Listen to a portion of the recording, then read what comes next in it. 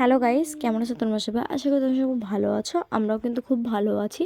তো এই ব্লগটা আমি অনেক দিন আগেই বানিয়ে রেখেছি। আমি ব্লগটা হচ্ছে যেদিনকার মহালয়া ছিল তার আগের দিন বিকালবেলায় আমাদের টিউশন ছিল।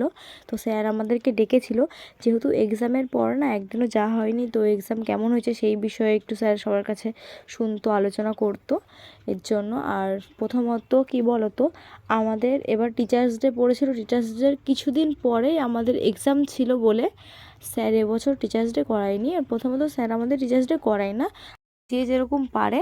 তো আমরা আমাদের ব্যাচ থেকে টাকা তুলে টাকাটা স্যারের হাতে দিয়ে ছোটো ছোটো বাচ্চাদেরকে জামা কাপড়, শুধু আমরাই না, আমাদের স্যারের কাছে যত ব্যাচ পড়ে সবাই এটা করে। তারপরে অনেক বড় দাদা দিদিরা যারা আছে তারা তো ইট ভাটায় অনেক অনেক জায়গায় খাওয়াতে যায়। তো স্যারকে বলতাম যে স্যার আমাদেরকেও নিয়ে চলুন, কিন্তু স্যার বলে যে তোরা তো এখনও ছোটো, সেরকমভাবে এত দায়িত্ব নিতে তোরা পারবি না।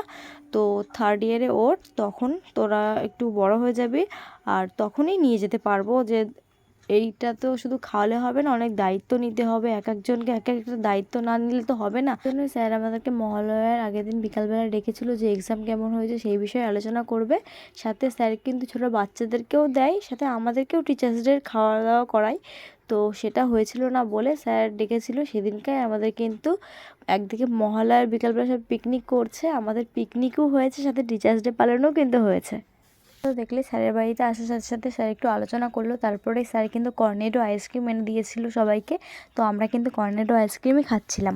কর্নেডো আইসক্রিম খাওয়ার পরে স্যার কিন্তু আমাদের সবার জন্য এগরোল নিয়ে এসেছিলো। তো স্যার ওইদিকে দাঁড়িয়েছিল, স্যার আমাকে বলছিল তুই দিয়ে দে। তো আমি বললাম স্যার আমি এদিকে ভিডিও করছি, আমি দিতে পারবো না, বাবলিকে বলুন। তো বাবলি সবাইকে আমাদের এগরোল দিয়ে দিচ্ছিলো।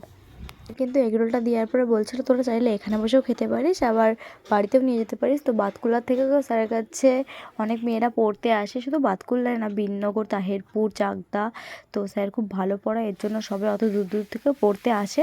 তো ওরা বাড়ি চলে যাচ্ছিলো, তাই বাবলি বললো চল তাহলে আমরাও চলে যাই, বাড়ি গিয়েই নাই সবাই খাবো।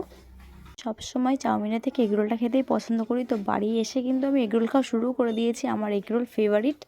তো এদিকে আমি এগরোলটা খেতে থাকি, তোমরা ভিডিওটা কন্টিনিউ দেখতে থাকো। আর আমি মহালয়ার আগের দিনটা না আমার খুব সুন্দর গেছে। প্রথমত স্যারের কাছে ছোটোখাটো একটা পিকনিক হয়েছে টিচার্স ডে উপলক্ষে। তারপরে বাড়িতে আমরা সব ফ্যামিলির লোকজন, যেহেতু বাবা আছে, তো ছোটোখাটো একটা পিকনিক করেছি আমরা ফ্যামিলি মেম্বার চারজন মিলে। তো মাকে বলেছিলাম মা চিকেন নিয়ে আসবা, চিকেনটা ছোটো ছোটো করে নিয়ে আসবা। তো আমি চিকেন কিমা বানাবো, সবাই তো চিকেন রান্না করে খাচ্ছে, সবাই অনেক কিছু খাচ্ছে, বাট আমি আজকে এবার চিকেন কিমা বানাবো, রাত্রে রুটি দিয়ে খাবো। এর জন্য মা কিন্তু সমস্ত কিছু রেডি করে রেখে দিয়েছিলো, কারণ আমার মা জানে তার মেয়ে পাকা রাঁধুনি, কিছুই পারে না। তো শুধু খুন্তি নাড়াতে জানে, আর কিচ্ছু পারে না।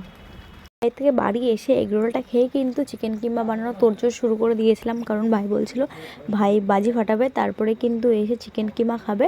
তো মা তো আগেই রুটি বানিয়ে রেখে দিয়েছিল। আর সত্যি কথা বলতে আমি মোটামুটি চিকেনটাই বানাতে পারি, আর কিছুই না। তবু বানাতে পারি ঠিকই, কিন্তু কতটা তেল, লবণ, হলুদ লাগবে এগুলো বুঝি না। মা পাশে দাঁড়িয়ে সমস্ত কিছু দেখিয়ে দেয়, আর আমি গ্যাসে বসে বসে শুধু কুকিংটা করি, আর কিচ্ছু পারি না। চিকেন কিমা বানাচ্ছিলাম, আর মার কাছে শুনছিলাম যে আজকে চিকেন আনতে কিন্তু মা যায়নি, তো ভাই গেছিলো। এমনি টাইমে কিন্তু ভাই বাড়ির চিকেন আনতে যায় না। আমার মা চিকেন আনার থেকে শুরু করে কারেন্টের বিল, জুতো সেলাই থেকে চণ্ডীপাত আমার মাই করে। প্রথমত আমার বাবা বিদেশে থাকে, সেই কারণে আমার বাবা কিছুই করতে পারে না। তো আমার বাবা যেহেতু এখানে আছে, এখানে থাকলেও কি বাবা অত যায় না। আর সত্যি কথা, বাবা কি, আমি এত বড় হয়ে গেছি, আমিও না, কখনো আমার বাড়ির সামনেই কিন্তু দোকান, তবুও আমি কিন্তু একটা পেন আনতেও একা যাই না। যদিও কারণবশত আমার দরকার পড়ে আমি মাকে লিজু করে নিয়ে তারপরে যাই।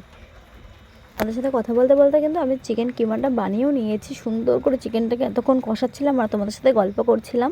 আর প্রথমত আমার ভাই বলছে যে চিকেনের মধ্যে একটু জল দিবি না। তো আমি বলছিলাম যে রুটির সাথে খাবো, তো একটু একটু গ্রেভি না হলে না ভালো লাগবে না। এর জন্য মিক্সিতে মশলা করেছিলাম, তো একটুখানি সামান্য পরিমাণে জল দিয়েছিলাম যে একটু গ্রেভি হওয়ার জন্য।